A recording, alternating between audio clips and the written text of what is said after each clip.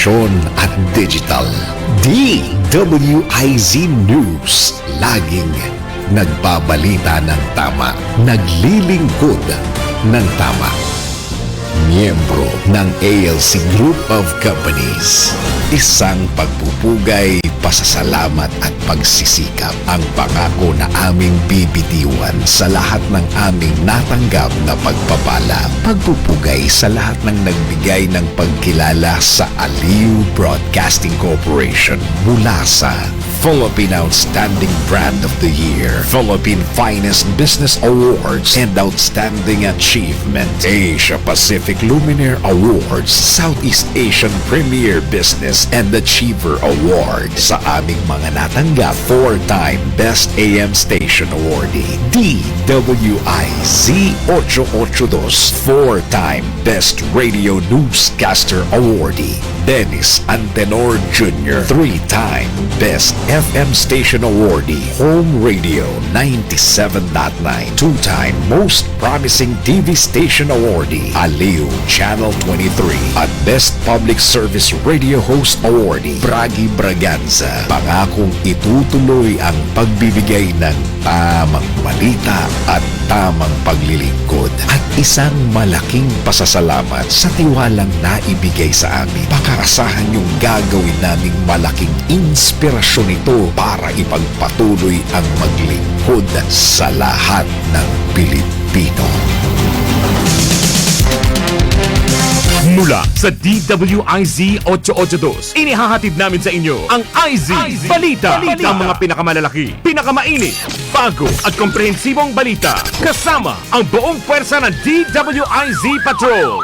IZ Balita. IZ Balita. Nationwide.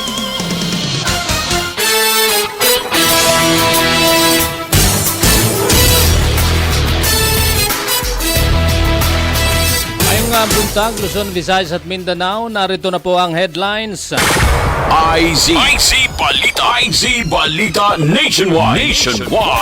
Sa gitna ng pananalasa ng bagyong Basyang, Iligan City sinailalim na po sa state of calamity. Ikatlong impeachment complaint laban kay Vice President Sara Duterte. Target ihain sa Lunes. Accomplishment report ng ICI kaugnay sa maanumalyang flood control projects isinumite na kay Pangulong Marcos. Negosyanteng si Atong Ang humirit ng suspension sa pag-usad ng kanyang kaso kaugnay ng mga nawawalang sabungero. Balita sa bayong dagat, Argentina at Amerika lumagda sa trade at political agreements. Sa pampalakasan, Pinay tennis sensation Alex Ayala pasok na sa Qatar Open 2026. Sa pangkalusugan, mga pagkaing nagpapahina sa ating kidney, ating alamin. At sa showbiz, Ann Curtis, pinabulaanan ng chismis kaugnay ng kanilang kaugnay sa relasyon sa asawang si Erwan Yusuf. IZ Balita Nationwide.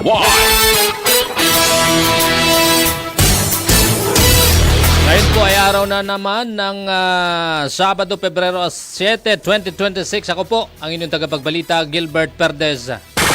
IZ Balita Nationwide.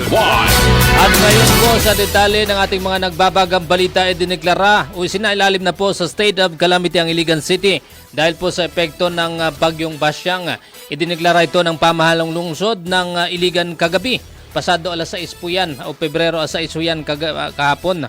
At ayon sa lokal na pamahalaan, hakbang ito upang agarang tugunan ang relief operations at rehabilitasyon sa mga nasirang infrastruktura gamit po ang kanilang calamity fund.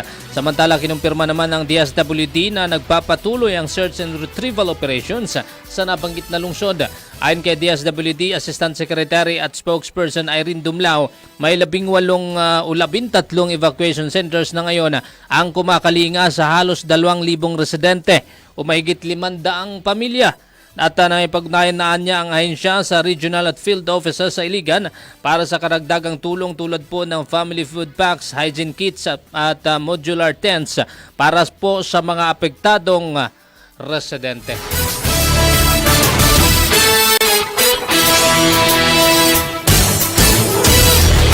Samantala sa kaugnay pa rin pong balita, kinumpirma naman ng OCD o Office of Civil Defense na 4 na ang napaulat na nasawi habang 3 naman ang sugatan sa pagtama ng bagyong Basyang. Ayon kay OCD spokesperson Juni Castillo, nagmula sa isang insidente lang ng landslide sa Cagayan de Oro City ang unang napaulat ng casualties sa bagyo. 2 niya sa mga nasawi ay mag-asawa, 1 naman ang sanggol, habang 1 pa ang hindi pa tukoy ang pagkakilanlan.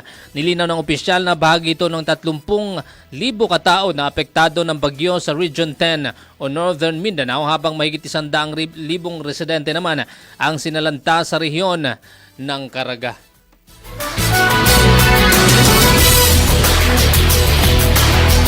Nagpapala naman po ang PHIVOLCS laban sa posibleng pagdaloy ng lahar sa paligid ng Bulkang Canlaon. Bunsod po yan ng matinding pag-ulan na dala ng bagyong Basyang. Kaugnay nito'y inirekomenda naman ng ahensya ang ibayong pag-iingat, partikular na sa mga sumusunod na lugar sa Bago City, La Carlota City, La Castellana, maging ang Moises Padilla at San Carlos City sa Negros Occidental. Kasama na rin dito yung Canlaon City sa Negros Oriental. Paliwanag ng PHIVOLCS, maaaring ma-trigger ng malalakas na ulan ang post-eruption lahar mula po sa natitirang pyroclastic density deposits mula pa sa huling pagputok ng bulkan noong October 2025, pati na rin po sa mga kamakailang ash emission events nito. Pinayuhan din po ng ahensya ang mga residente na maghanda sa posibleng paglikas. Samantala nantili pa rin ang Alert Level 2 sa nabanggit na bulkan.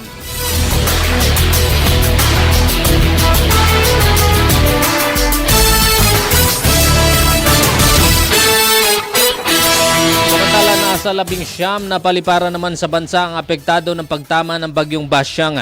Ayon sa CAAP o Civil Aviation Authority of the Philippines, kabilang sa mga airport na apektado ng Basyang ang mga sumusunod: Surigao Airport, Puerto Princesa International Airport, Camiguin Airport, Uzamis Airport, Tacloban Airport, Calbayog Airport, Catarman Airport, Borongan Airport, Ormoc Airport, Maasin Airport, Hilongos Airport sa sa Capuasa Leyte, Catbalugan Airport, Siargao Airport, Giwan Airport, Butuan Airport, Pislig Airport, Tandag Airport, Iligan Airport at Pagadian Airport.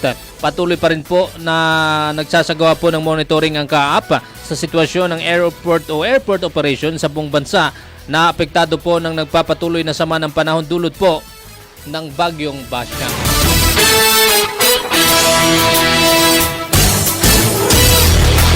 Samantala sa iba pa pong tampok na balita, target naman na ihain sa darating na Lunes, Pebrero 9 ang isa pang impeachment complaint o ikatlong reklamo laban kay Vice President Sara Duterte. Ibinunyag ito ni House Minority o Deputy Minority Leader at mamamayang Liberal Party List Representative Lela de Lima. At ayon kay de Lima, walang nagbabawal sa paghahain ng mga dagdag na reklamo laban sa pangalawang Pangulo dahil hindi pa naman na itatransmit ni House Speaker Faustino D. III ang 2 reklamo sa plenaryo po ng Kamara. Bukod pa dito, wala pa rin anyang kautusan ng plenaryo, hindi pa na-refer ang 2 impeachment complaints sa House Committee on Justice. Nagpasalamat naman po si de Lima dahil na-transmit na ni House Secretary General Cheloy Garafil sa Office of the Speaker ang 2 naunang impeachment complaints sa laban kay VP Sara na inihain naman ng ilang grupo.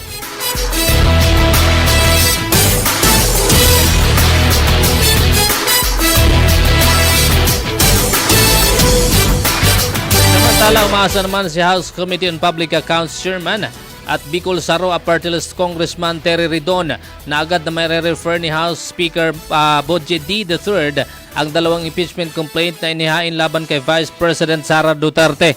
Umaasa si Ridon na agad na may sasama sa order of business ng plenaryo ang 2 reklamo sa susunod na linggo. Hindi rin isinasantabi ng mababatas ang posibilidad na muling mai-transmit direkta sa Senado ang impeachment complaint laban kay VP Sara dahil hindi niya mapipigilan sakaling i-endorso ng 1/3 ng mga kongresista ang articles of impeachment. Posible kasing gawin ng Kamara yung tinatawag na direct transmittal sa Senado hanggat hindi pa na-refer ng plenaryo sa House Committee on Justice ang nabanggit na reklamo. Paliwanag ni Ridon, batay sa bagong ruling ng Korte Suprema, para masabing nabigyan ng due process ang respondent, kailangan lamang ng kopya ng complaint at ebidensya ng mga endorser at gayon din ang pagbibigay ng kopya ng articles of impeachment at mga ebidensya para sa lahat ng House members sa gaganaping deliberasyon.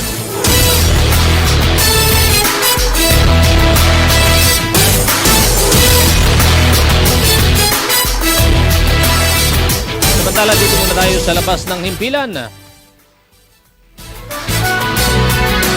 Department of Justice ang ayon na gamitin ang Senate report. Kaugnay po yan ng flood control anomaly. Report mula kay Patrol 24, June Samson. June! Balikan natin report na yan ni June Samson. Samantala, kinumpirma naman po ni Senate President Tito Soto III na naghahanda na siya sakaling maupo bilang presiding officer ng impeachment court na didinig sa reklamo laban kay Vice President Sara Duterte. Ayon kay Soto, 2 linggo na siyang kinakausap at tinutulungan ng 2 abogado mula sa Court of Appeals at isa mula naman sa Court of Tax Appeals. Nakatunan niya ang kanyang paghahanda sa mga patakaran sa ebidensya at criminal procedures na anya'y pinakamahalagang aspeto ng isang impeachment trial. Ibinahagi ng leader ng Senado na naghahanda na rin ang iba pang senador at wala siyang nakikitang magiging kaibahan sa impeachment trial ngayon kumpara sa mga nagdaan dahil susundin pa rin naman anya ang tinatakdang mga proseso. Matatandang na isumite na sa tanggapan ng House Speaker ang 2 reklamong impeachment laban kay VP Sara at inaasang maisasama sa order of business ng plenaryo ng Kamara sa susunod na linggo. Balikan po natin ang report ni June Samson. June. Gilbert, tiniyak ni Prosecutor General Richard Anthony Fadulyon na handa ang Department of Justice na gamitin ang committee report ng Senado ukol sa investigasyon laban sa mga sangkot sa flood control projects anomaly. Maaari kasi anya itong magamit sa pag-iimbestiga ng National Bureau of Investigation pero hindi nangangahulugan na magiging basehan agad para sa pagsasampa ng kaso sa korte. Nauna dyan ay inihain ni Attorney Eldrig Mardin Aceron ang petition for full disclosure na humihiling na ilantad ang draft committee report ng Senate Blue Ribbon Committee dahil may karapatan niya ang mamamayan sa impormasyon, lalo na at ito ay pampublikong interes sa ilalim ng Article 3, Section 7 ng Saligang Batas at nakakalap naman ng mahigit 347 na pirma. Magugunitang nag-leak ang kopya ng naturang draft report kung saan inirekomenda ng komiting pinumumunuan ni Senator Panfilo Lacson na masampahan ng mga kasong plunder at malversation ang ilang kasalukuyan at mga dating senador pati ilang opisyal ng pamahalaan. Matapos niya na binawi ni na Senators Mig Zubiri, J.B. Ejercito at Win Gatchalian ang kanilang lagda sa naturang report kaya hiniling sa petisyon ni Atty. Aceron na mapanatili ang unredacted version at obligahin ang mga umatras na senador na ipaliwanag kung bakit binawi ang kanilang pirma. Kasabay niyan ay panawagan na mag-inhibit si Senator J.B. Ejercito sa mga pagdinig ng Ethics Committee na may kinalaman kay Senator Chis Escudero. Inihain ni Atty. Aceron ang isang ethics complaint laban kay Escudero dahil sa umano'y natanggap na 30 million pesos campaign donation at higit sa 16 billion pesos na kontrata na ginawad sa kumpanya ni Lawrence Lubiano. Kaugnay niya na hindi pa ito naaksyonan ng Committee on Ethics and Privileges kaya inihain ang ikalawang petisyon laban kay Senator Ejercito dahil sa umano'y gross neglect of constitutional duty at iginiit ni Aceron na bakit kailangang itago ang pirmadong dokumento ng Senado. Patrol 24, June Samson para sa impilang may todong lakas, DWIZ, nagbabalita ng tama, naglilingkod ng tama. Kapag may bagong balita, naka-on air, agad-agad, DWIZ Patrol Report!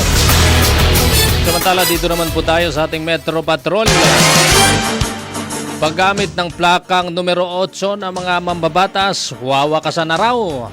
Report naman mula kay Beth Samson. Beth? Isinusulong ng kinatawan ng nabotas ang panukalang batas na naglalayong ipagbawal ang paggamit ng Protocol Number 8 plate ng mga miyembro ng House of Representatives. Ani na botas Representative Toby Chanco, kapag kumasa ang House Bill 7599, wawakasan na nito ang pang-aabuso sa protocol plates na itinuturing na pribilehiyo ng ilang politiko. Sa kanyang eksplanasyon, binigyan diing ni Kong Toby na may mga naitalang insidente kung saan ang mga sasakyang naka-8 ay sangkot sa mga insidente sa daan. Mahirap anang mamabatas na matukoy kung sino ang sasakay ng mga naturang sasakyan dahil sa dami ng miyembro ng Kamara at kung magpapatuloy ito ay maaaring magamit pa sa mga maling paraan tulad ng pagpapahiram, pamimeke, panlilinlang at pag-iwas sa mga batas trapiko, pati na rin sa pananakot sa mga motorista at traffic enforcers. Dapat anyang magsilbing mabuting halimbawa ang mga kongresista sa pamamagitan ng pagsuporta sa bill na ito para mawala na ang espesyal na pribilehiyong ito sa kalsada. Papatawan ng multang 25,000 pesos o pagkakakulong ng 1 buwan at 1 araw hanggang 6 na buwan ang sinumang lalabag sa oras na naisabatas ito. Metro Patrol Beth Samson para sa Himpilang Metodong Lakas, DWIZ, nagbabalita ng tama, naglilingkod ng tama. IZ Balita, IZ Balita Nationwide. Samantala dito naman po tayo sa ating Ronda Probinsya. Isang babae na kabilang daw sa most wanted person list sa Pasig City, arestado naman sa Etxague, Isabela. Ronald Domingo naman para sa detalye. Ronald. Hawak na ngayon ng mga kapulisan ang isang babae na tukoy na number 4 most wanted person sa Pasig City na sinilbihan ng warrant of arrest sa Purok 2, Barangay Pangalsur, Etxague, Isabela. Tinago sa alias na pangalan na Rose, ang akusado, 31 years old, walang asawa, walang trabaho, na naninirahan sa nabanggit na bayan. Ang akusado ay nahaharap sa labing isang kaso ng qualified theft, kaya naman naging epektibo rin ang pagkakasto dito buhat sa isinilbing warrant of arrest na inilabas noong December 11, 2025 ng RTC Branch 162 Pasig City na may remendang piyansa na 2 million para sa kanyang pansamantalang paglaya. Nanguna sa paghahain ng warrant of ang Etxague Police Station Katuwang, ang Pasig City Police Station PIO-IPPO at RIU2 CIT Santiago na nagbunga ng maaresto ang akusado. Dinala na sa Etxague Municipal Police Station ang akusado na nakatarag na naman ibiyahe papuntang lungsod ng Pasig bilang disposisyon bago erap sa korte ng pinagmulan ng kaso nito. Ito ang Ronda Patrol, Ronald Idol Domingo, nagulat sa Himpilang Metodong Lakas, DWIZ, nagbabalita ng tama, naglilingkod ng tama. IZ Balita Nationwide. Samantala, mahigit 100 UCC board passers tumanggap ng insentibo mula sa lokal na pamahalaan ng Caloocan. Nagbabalik Beth Samson. Beth? Nakapagtala ang University of Caloocan City dahil sa patuloy na excellent academic performance ng 159 board passers sa taong 2025 at tumanggap ng cash incentive mula sa pamahalang lungsod ng Caloocan bilang pagkilala sa karangalang tinanggap na dinala sa lungsod at sa universidad. Kabilang sa mga board passers ang 15 certified public accountants, 65 professional teachers at 79 registered psychometricians, kabilang si Mr. Cian Arnel Pineda bilang top 4 passer ng Board of Licensure Exams for Psychometricians o BLEP. Nagpaabot ng pagbati si City Mayor Dale Gonzalo Along Malapitan sa lahat ng mga board passers at hinimok ang mga ito na bigyan ng inspirasyon at tulungan ang mga kabataan na pahalagahan ang edukasyon at magtatag ng magandang kinabukasan para sa kanilang pamilya.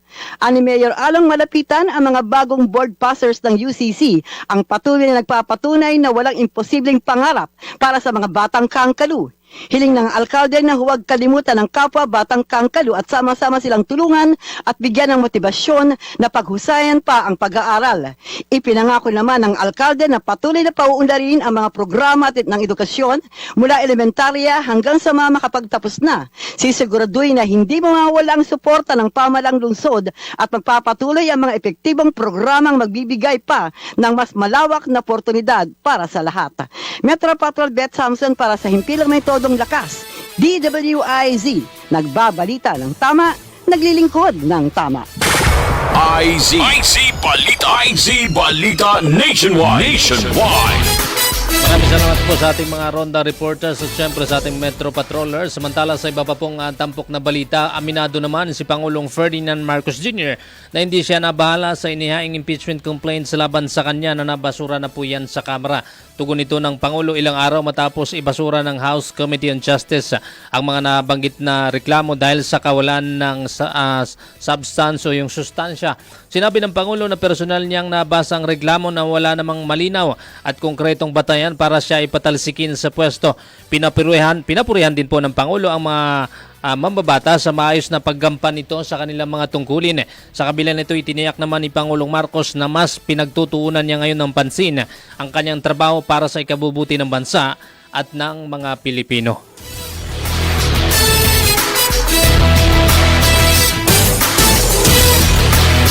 Samantala, sinimuti na po ng Independent Commission for Infrastructure ICI kay Pangulong Ferdinand Marcos Jr.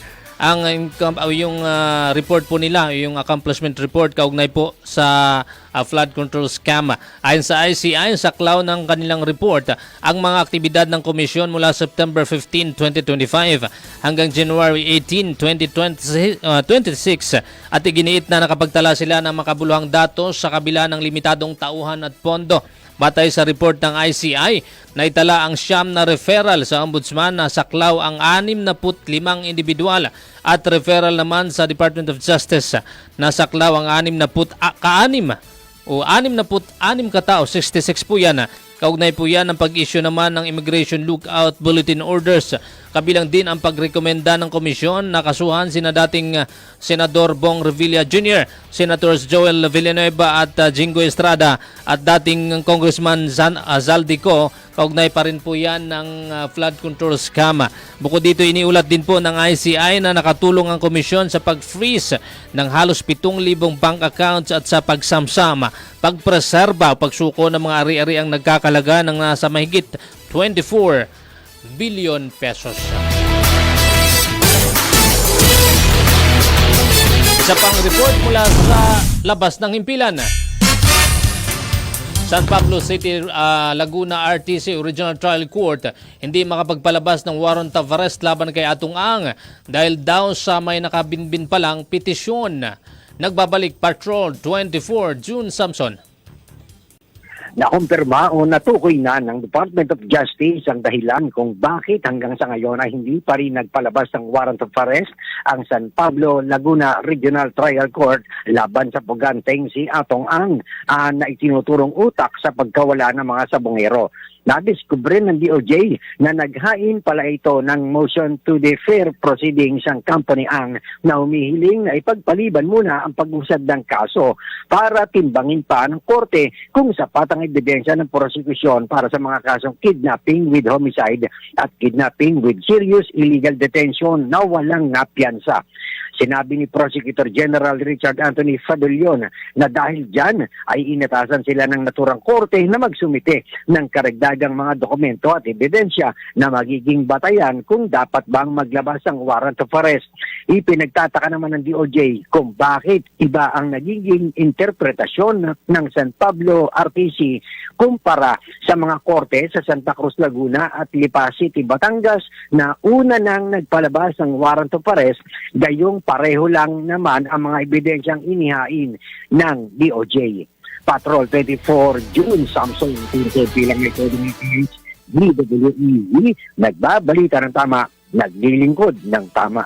Kapag may bagong balita, naka-on air, agad-agad, DWIZ Patrol Report! Magbabalik po kami pagkalipas ng ilang mga paalala oras.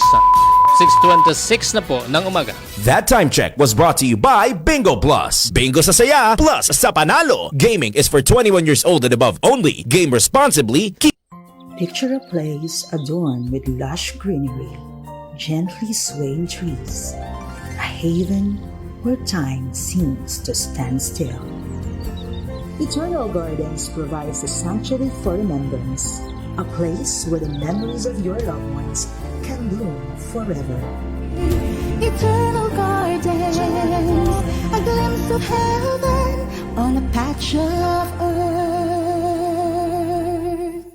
Nakaaway mo ba ang boss mo dahil sa isang bagay na work-related? May issue ka ba sa kumpanya na work-related at di mo alam paano i-handle? Kung problema mo ay work-related, kinig, nood at follow na sa DWIZ Work-Related. Kasama ang motivational speaker ng Pilipinas, si Lloyd Luna, at ang kanyang mga expert na mga bisita sa DWIZ, Sabado, 3 p.m.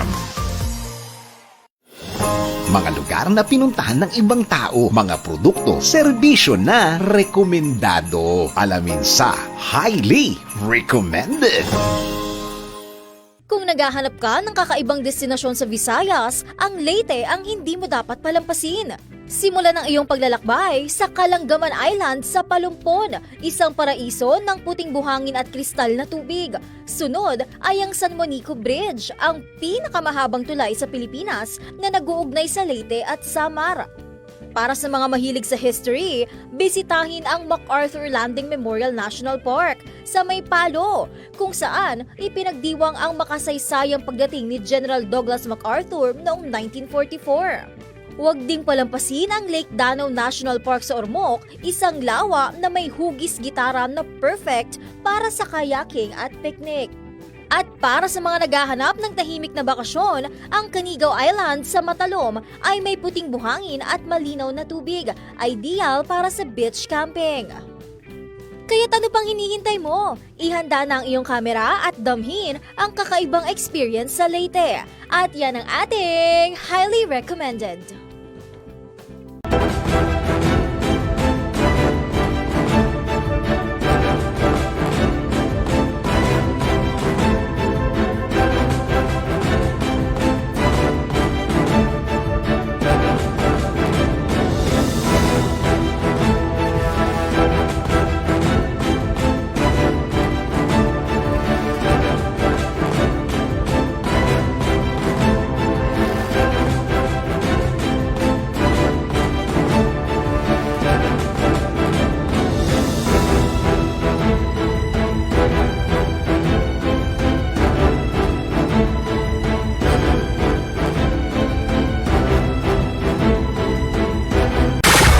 IZ Balita, IZ Balita Nationwide.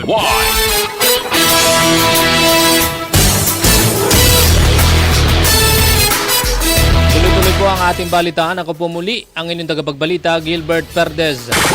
IZ Balita Nationwide. Samantala sa iba pa pong tampok na balita, gagamitin naman ng DOJ o Department of Justice bilang gabayang opisyal na ulat ng Senate Blue Ribbon Committee.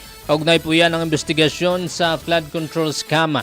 Ayon kay Prosecutor General Richard Anthony Padulyon, posibleng sundan at busisiin ng DOJ ang mga impormasyong lalamanin ng nabanggit na report kapag formal na itong naisumite sa kanila. Nilinaw ni Padulyon na maaga pa upang magbigay ng tiyak na pahayag habang draft report pa lamang ang umiiral at hihintayin na lang nila ang opisyal na committee report bago po magpasya kung paano ito gagamitin sa mga kasong hawak po ng departamento. Nauna nang sinabi ni Senate President Pro Tempore Ping Lacson na ang draft report ay inaasahang magre-rekomenda ng pagsasampa ng kasong kriminal at administratibo laban sa ilang senador at dating mambabatas. Gayunman, iginiit ni Senate President Vicente Soto III na hindi pa ito opisyal at usa sa ilalim pa raw sa deliberasyon na nabanggit na komite.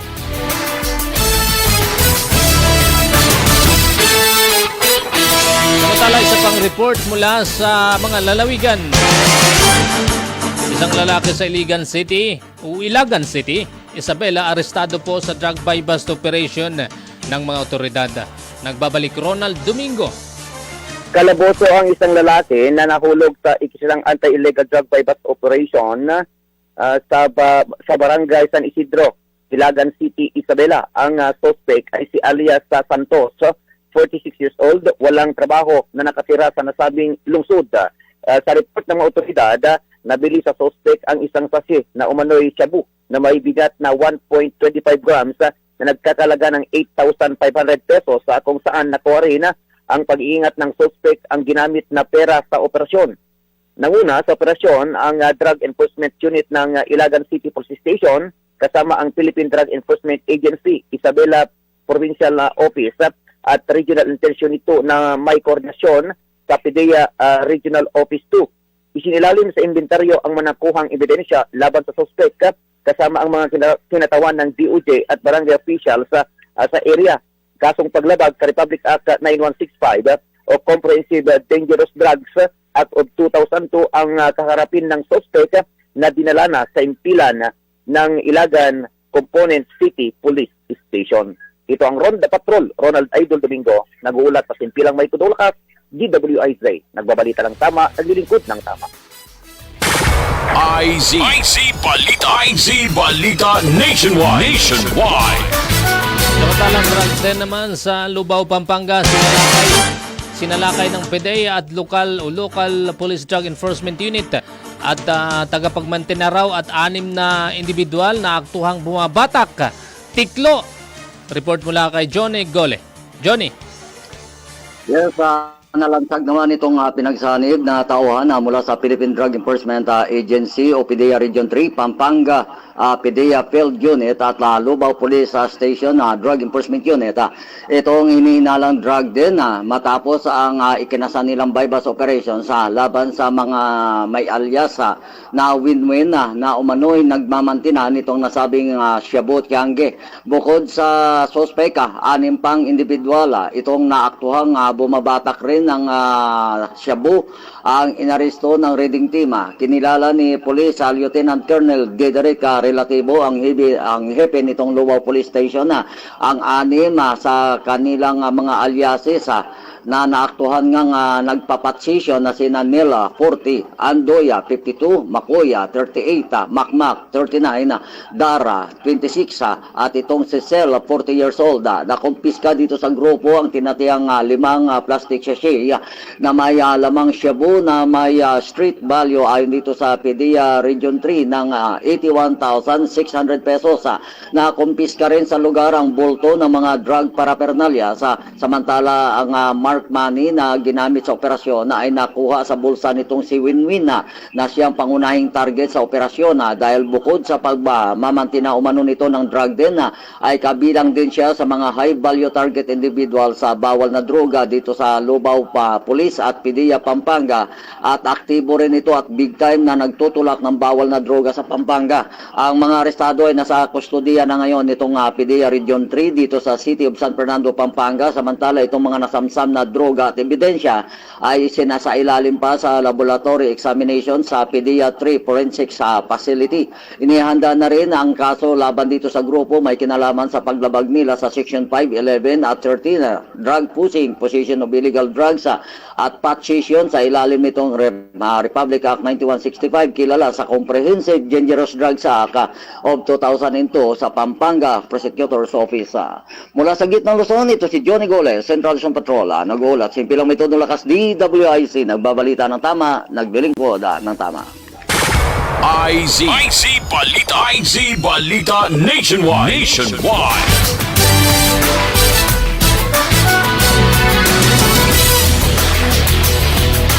Samantala, bagong himpilan ng Bureau of Fire Protection o BFP ng Naga City, binasbasan. Report mula kay Melvin Machado. Melvin?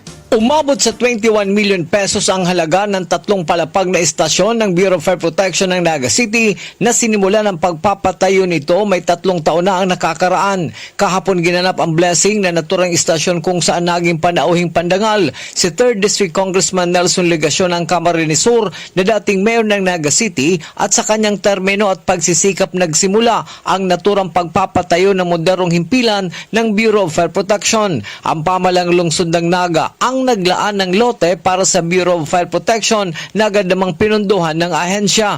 Ayon kay Fire Chief Inspector Josephine Janet Barandon, City Fire Marshal ng Naga City Fire Station, ang kanilang bagong himpilan ang pinakamoderno sa lahat ng BFP Fire Station sa reyon. Samantala, wala pang plano ang tanggapan ng BFP Naga kung ano ang kanilang gagawin sa lumang istasyon na kanilang iiwan. Ito ang Ronda Patrol, Melvin Machado para sa Himpilang May Todong Lakas, DWIZ. Nagbabalita ng tama, naglilingkod ng tama. IZ Balita Nationwide. Samantala, 6 pang wanted persons na takip sa magkakahiwalay na operasyon ng PNP Cagayan. Nagbabalik Ronald Domingo.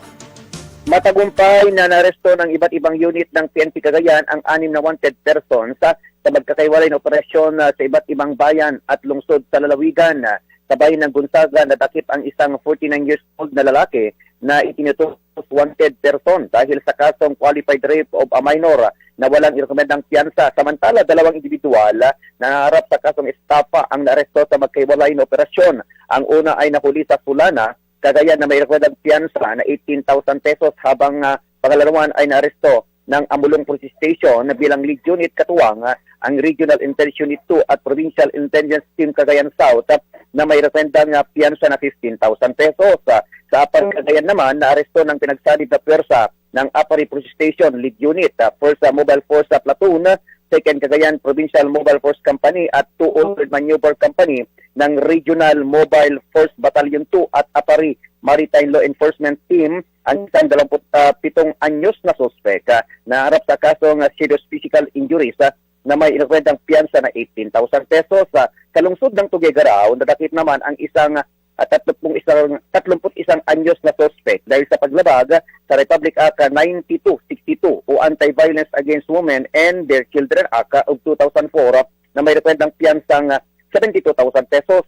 Panghuli sa bayan ng Bagao, naaresto ang isang 22 anyos na individual na harap sa kasong slight physical injuries kaugnay sa ng Republic Act number 7610 na may rekwentang piyansa na 80,000 pesos. Lahat ng narestong wanted persons ay kasalukuyang nasa kustodya ng kanilang himpilan ng pulisya para sa kaukulang dokumentasyon at ipasakamay sa mga korte ng pinagmulan. Ito ang Ronda Patrol, Ronald Idol Domingo, nag-uulat at himpilang may tunong lakas, DWIZ. Nagbabalita ng tama, naglilingkod ng tama. IZ Balita Nationwide. Samantala, isang welder arestado matapos mahulihan ng mga matataas na kalibre ng baril sa Quezon. Report naman mula kay Arman Cambe. Arman? Dinakip ng mga operatiba ng Quezon Police Provincial Office ang isang 60 anyos na welder dahil sa pag-iingat nito ng matataas na kalibre ng baril na pawang walang lisensya sa barangay Kiratihan 2, Candelaria, Quezon kahapon. Kinilala ni Police Colonel Romulo Albacea, Quezon Police Director, ang suspect na si alias Lito, may asawa at residente na nabanggit na lugar. Nakumpiska mula sa suspect ang isang submachine gun, isang caliber 22 sa Magnum, isang 38 revolver, isang unknown caliber na pistol, mga bala. Naharap sa kasong paglabag sa Comprehensive Firearms and Ammunition Regulation Act ng suspect na nakakulong ngayon sa Quezon Police Custodial Center. Arman Cambia mula Calabarzon, nag-uulat pa Himpilang May Todong Lakas. DWIZ, nagbabalita ng tama, naglilingkod ng tama. IZ Balita Nationwide. Samantala, isa pang wanted person arestado naman sa Nagilian, Isabela. Nagbabalik Ronald Domingo. Arestado ang isang lalaki na umano'y kabilang sa most wanted person dahil sa kasong rape through sexual assault na naaresto sa barangay Quezon, Nagilian, Isabela. Naaresta ang akusado na si Alias Abuyat, 56 years old, may asawa, isang construction worker na residente na nabanggit na bayan. Nanguna sa pagsisilbi ng mandamiento de aresto ang Nagilian Police Station, CIDG Isabela Provincial Field Unit, PIU IPPO at RIU2, PIP Isabela East na nagbunga para maaresto ang akusado. Pinalabas ang warrant laban sa akusado noong February 3, 2026 ng presiding judge ng RTC Branch 18 2nd Judicial Region State of Ilagan na Isabela na may rekomendang piyansa na 200,000 pesos para sa pansamantalang paglaya nito. Dinala sa Nagilian Police Station ang akusado para sa dokumentasyon at disposisyon bago iharap sa korteng naglabas ng warrant. Ito ang Ronda Patrol, Ronald Idol Domingo, nagulat sa simpilang may tudong lakas, DWIZ, nagbabalita ng tama, naglilingkod ng tama. IZ Balita Nationwide. Samantala, mahigit 200,000 pisong halaga ng amonisyabu at baril nasabat sa 5 drug suspects sa Dinalupihan, Bataan. Report naman mula kay June Bringula. Sinatay ang abot nga sa mahigit na 200,000 pisong halaga ng hinalang shabu at baril ang nakumpiska ng tropa ng Bataan na PNP sa 5 umano'y tulak na pinagbabawal na gamot. Naaresto ang mga suspect sa maghiwalay na bypass operation sa Barangay Dalaw at Barangay New San Jose sa Dinalupihan, Bataan. Batay ito sa report na nakarating kay Colonel Marte Salvadora, ang premyado ng direktor ng Bataan na PNP. Sa nasabing report, unang naaresto ang 5 drug suspect sa Barangay New San Jose. Nakuha sa kanila ang nasa 15 gramo ng shabu at nagkakahalaga ito ng 102,000 pesos. Kasunod yan, naaresto naman isang high-value individual sa Barangay Dalaw sa naturang bayan at nakumpisa sa kanya ang nasa 24.3 grams ng shabu at ito'y nagkakahalaga ng 165,250 pesos. Nakuha rin sa kanya ang isang kalibre 28 revolver. Sa ngayon, nasa custody na ng tropa ng Bataan PNP ang naturang mga suspect at patuloy na sumasalalim sa masusing investigasyon. June Bringula para sa Impila Methodrox DWIC, nagbabalita ng tama, naglilingkod ng tama. IZ Balita Nationwide. Matalakot muna tayo ng ating patrol report. Sara Diskaya naharap naman sa tax evasion case. Nagbabalik Patrol 24 June, Samson. Kinumpirma ng Department of Justice na sinampahan na nila ng kaso sa Court of Tax Appeals ang kontraktor na si Sara Diskaya kaugnay ng tax evasion o hindi pagbabayad ng tamang buwis. Sinabi ni Justice Spokesperson Attorney Paulo Martinez na 4 na bilang ng kaso sa tax evasion ang isinampa laban kay Diskaya nitong February 3. Nakitaan anya ng prima facie evidence with certainty of conviction si Sara Diskaya sa paglabag sa Sections 254 at 255 ng National Internal Revenue Code of 1997 matapos takpan ang kanilang totoong kita sa income tax returns para sa taong 2020 at 2021. Kinumpirma rin ng DOJ na ipinagpaliban muna ang pagsasampa ng kaso laban sa asawa ni Diskaya na si Curly na naharap din sa tax evasion case. Ito'y matapos siyang maghain ng motion for reconsideration para hilingin na baligtarin ang naging resolusyon ng panel of prosecutors. Dahil dito, hiningan ng paliwanag ng prosecution ang Bureau of Internal Revenue para sa karagdagang dokumento at ebidensyang magiging batayan sa pagpapatuloy ng kaso sa Court of Tax Appeals. Patrol 24, June Samson, para sa Impilang May Todong Lakas, DWIZ, nagbabalita ng tama, naglilingkod ng tama.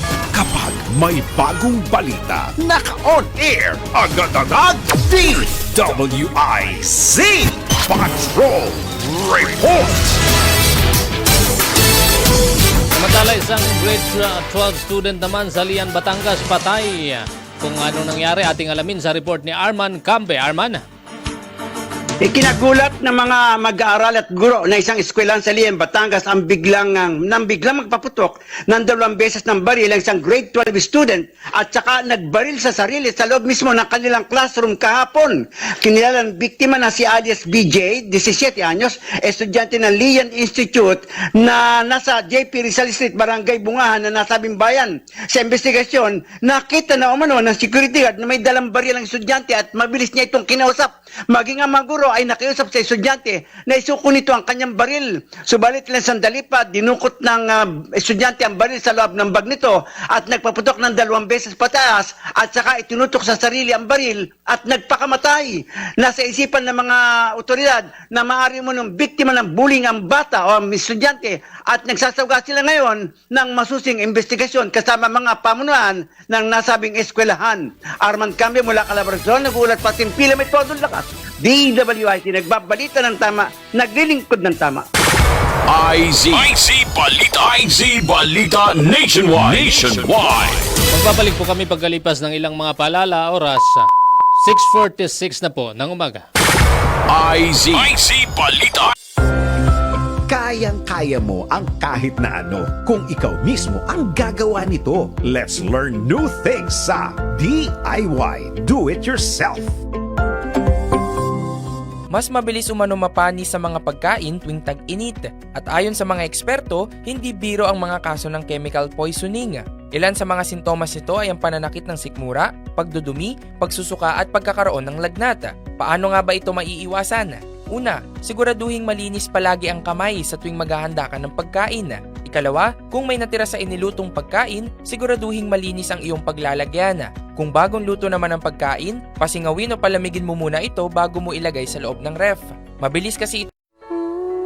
Mga moments na hindi malilimutan. Mga moments na laging babalikan. Mga moments na that will stay forever. Memories like the corners of my mind. Know your eyes in the morning sun. I feel you touch. Songs and poetry with the seniors. Senior Moments. You're just too good to be true. Can't take Sundays, 12:30 p.m. sa DWIZ. DWIZ News FM Regional and Aliw Channel 23.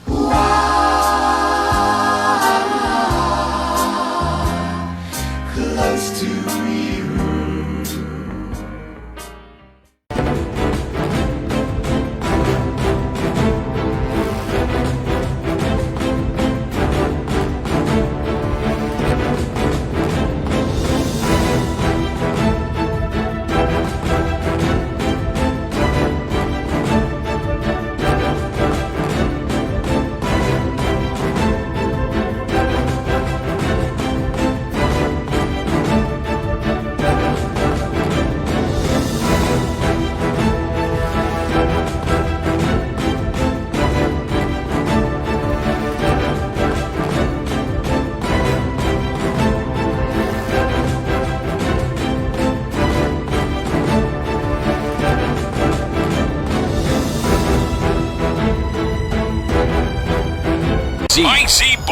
IZ Balita Nationwide.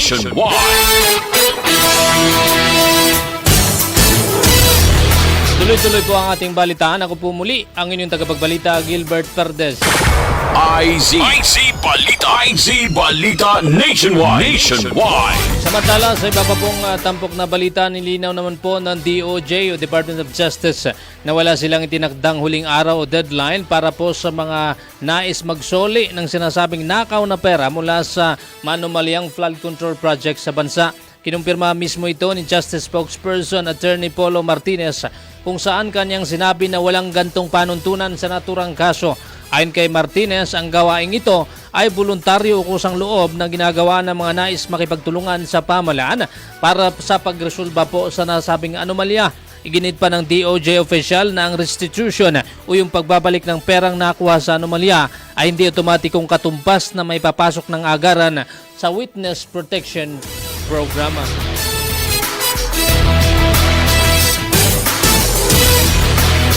Sa pag-report mula sa mga lalawigan, isang lalaki sa Aglipay, Quirino arestado sa anti-illegal drug buy-bust operation. Nagbabalik Ronald Domingo.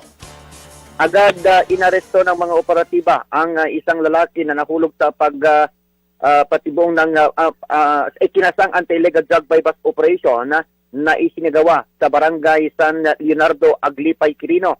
Ang akusado ay itinago sa pangalang Reynold, 50 years old, walang trabaho, na residente ng nabanggit na lugar.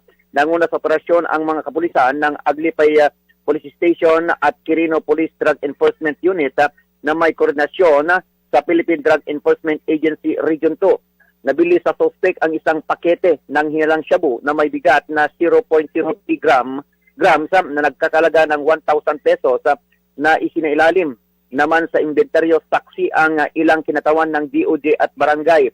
Naharap sa paglabag sa Section 5, Article 2 ng Republic Act 9165 o ang Comprehensive Dangerous Drugs Act of 2002 ang suspect na nakakulong pansamantala sa Aglipay Municipal Police Station. Ito ang Ronda Patrol, Ronald Idol Domingo, nag-uulat sa simpilang may tudong lakas, DWIZ, nagbabalita ng tama, naglilingkod ng tama. IZ Balita Nationwide. Samantala, Laguna Board Member Angelica Jones Alarva, ano bang update tungkol sa kanya? Report mula kay Arman Cambe. Arman? Binatikos kamakailan ni Laguna Board Member Angelica Jones Alarba ang isa nitong kasamaan sa Sangguniang Panlalawigan ng Laguna dahil sa issue ng bayan ng Kalawan na nag-viral noong nagdaang buwan. Sa kanyang privilege speech sa plenaryo, sinabi ni Bukal Alarba na labag sa proseso at pagkawala ng ethical at legal protocol ang isang opisyal ng pamahalaan na basta na lang umanong pumasok sa isang bayan dito sa sa isang lugar sa Kalawan, Laguna at pinuna ang proyekto na ipinagagawa ng lokal na pamahalaan. Ayon kay Bukal Alarba, hindi nagkaroon ng respeto sa alkalde ang nasabing kanyang kasamaan at basta na lang nito pinula sa social media at pinintasan pa ng personal ang natulang alkalde. Naging issue ngayon kung sino sa mga sangguniang kabataan, panlalawigan member ang binabatikos ni Bukal Angelica Jones Alarba. Arman kami mula Calabarzon, nag-uulat pa simpi na may todo lakas, DWIZ nagbabalita ng tama, naglilingkod ng tama. IZ Balita Nationwide. Samantala, collection payments para sa pabahay ng magalang LGUs pinabulaanan ng dating Urban Poor Affairs Head. Nagbabalik Johnny Gole. Johnny. Good morning. Pinabulaanan o marin pinabulaanan itong ating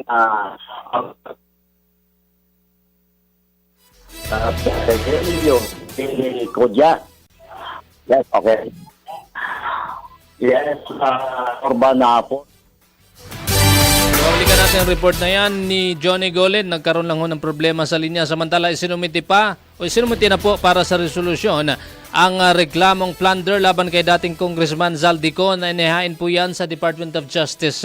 Kinumpirma ito ni Justice Spokesperson Attorney Polo Martinez sa isang pulong balitaan kahapon po yan.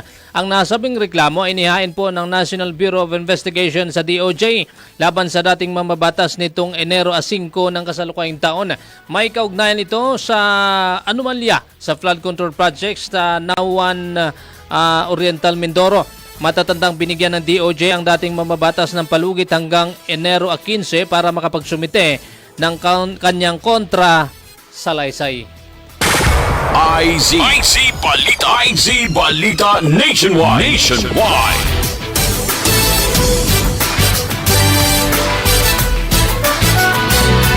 Samantala, humirit po ang negosyanteng si Charlie Atong Ang ng suspensyon sa pag-usad po ng kanyang mga kaso sa Regional Trial Court ng San Pablo City, Laguna. Kaugnay po yan ng mga missing sa Bungeros. Kinumpirma ito ni Justice Spokesperson Attorney Polo Martinez. Kasabay po ng paglilinaw na bunsod ng nasabing motion, ipinagpaliban muna ng korte yung paglalabas ng warrant of arrest laban sa negosyante. Nilinaw ng DOJ na naharap si Atong Ang sa magkakahiwalay na kaso sa mga korte ng Santa Cruz, Laguna, Lipa, Batangas at San Pablo, Laguna. IZ Balita Nationwide. Mga balitang dapat alam mo kahit sa labas ng bansa. DWIZ Balita sa ibang bansa.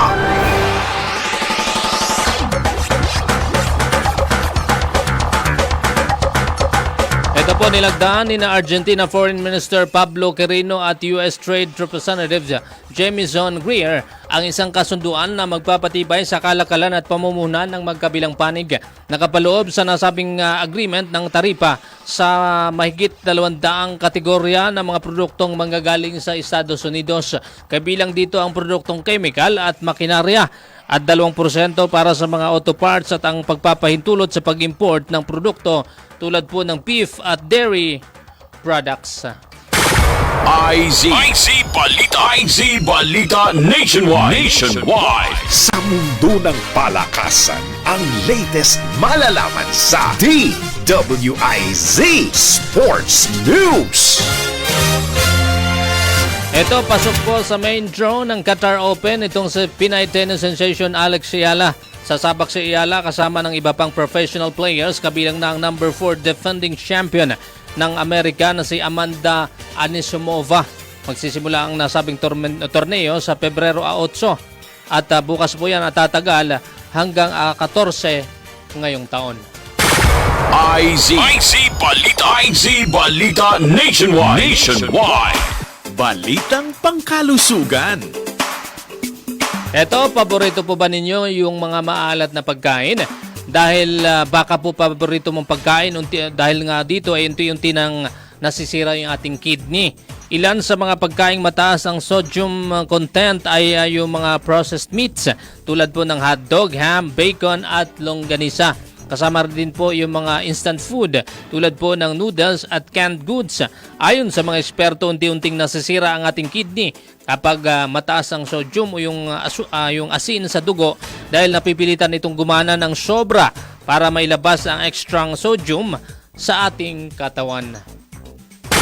IZ Balita Nationwide. Ito na ang latest, bagong-bago, fresh na fresh. DWIZ Showbiz News. Ito, diretsang sinagot ng actress na si Ann Curtis ang isang viral blind item na umani po ng spekulasyon na sa umano'y problema ng isang power couple na iniuugnay ng netizens sa kanya at sa asawang si Erwan Yusuf. Laman ng blind item ang di umano'y pagkalink ng kanyang asawa sa maraming babae sa kabila ng pagkakaroon ng malinis na reputasyon sa publiko.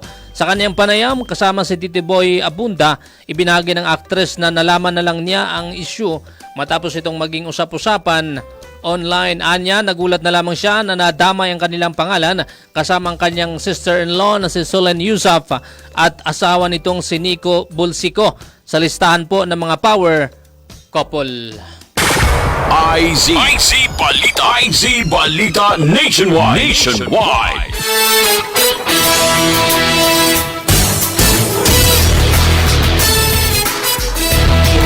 Basahin yung napakagandang mensahe ng ating boss D. Edgard Cabangon.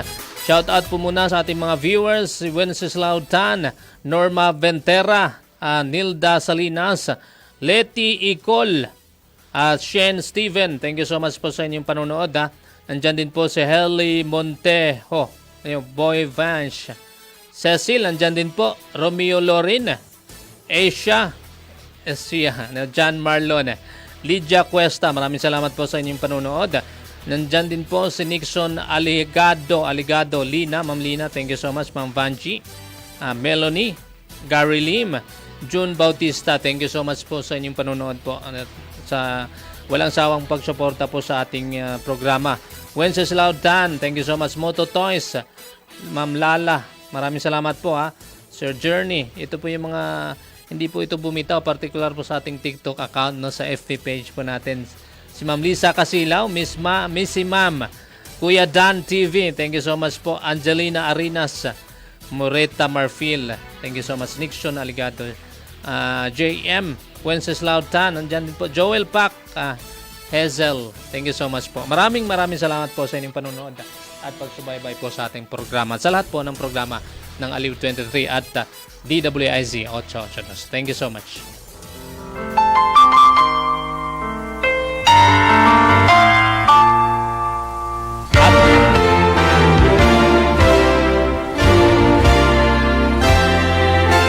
At At ito na po yung napakagandang mensahe mula po kay Boss D. Edgard Cabangon. Our life is surrounded by people who judge us every day. They will talk about us when we succeed and laugh at us when we fail. They can make us or break us, but the secret is to live a humble life that pleases God, not people, for He will exalt you in His perfect time. Think good, think God, thank God. Have a relaxing Saturday. God bless you. Maraming salamat po, sir. God bless you po.